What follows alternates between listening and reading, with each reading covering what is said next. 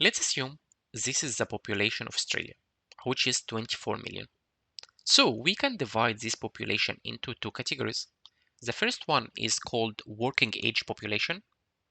It's also called adult population. And this is 20 million. So these are the people who can work. And then we have others, 4 million. These others include a 90 years old lady or a 1 month baby. So can they work? Definitely not. So we'll put it as others, and this will be 4 million. Then with our working age population or adult population, it's divided into two categories. The first one is called labor force, and this will be 15 million. What do you mean by labor force? Labor force, it includes the people who are currently working, they have a job, they are employed, or the people who are able, willing, and searching, but they cannot find a job. So we will have a second category here called not in labor force, and this will be 5 million. 5 plus 15 million is 20 million, which is our adult population or working age population. So what do you mean by not in labor force? An example of not in labor force is that people who can work, but they are not willing or they are not searching for a job. An example is full-time student. So students finish high school, they can work, but they decided to study full-time, focus on their study, get a high quality of education, and then once they get graduate, they will get a good job. So they will be located under not in labor force.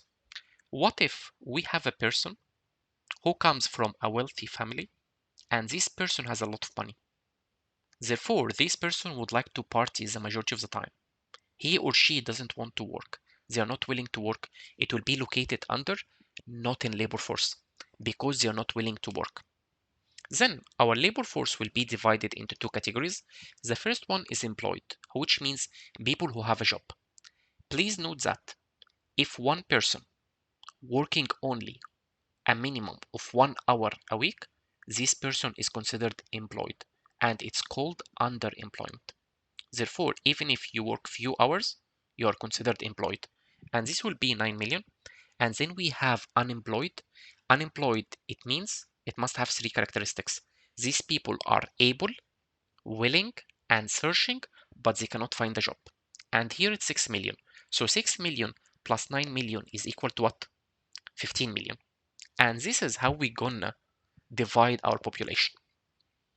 So in order to make sure that you understand, if we have a full-time student who doesn't want to work, not willing to work, and he or she would like to focus on their study, where it will be located? You're right, it will be located under not in labor force. So let's assume that this student graduated and started to search for a job and found a job. It will move from not in labor force into employed. Let me give you another scenario. This person graduated, he or she kept searching for a job and they couldn't find a job. Therefore, they will move from not in labor force into unemployed. Consequently, can we calculate some ratios? Yes, can we calculate unemployment rate? So our unemployment rate has an easy formula, which is the number of unemployed divided by labor force. Please remember, labor force is calculated as what? Employed plus unemployed. Therefore, we can rewrite our unemployment rate as the number of unemployed divided by the number of employed plus the number of unemployed. So based on our example here, can we calculate our unemployment rate? Definitely yes. What is the number of unemployed? 6 million. Divided by our labor force, it's 15 million, or 6 plus 9 equal 15. So 6 million divided by 15 million equals, this will give us 40%. So in this example, we have 40% unemployment rate. We have another ratio that we can calculate, and this is called labor force participation rate. The abbreviation could be PR as participation rate, or we can write LFPR, labor force participation rate. And the formula is labor force divided by adult population or working age population. So let's apply this formula in our example here.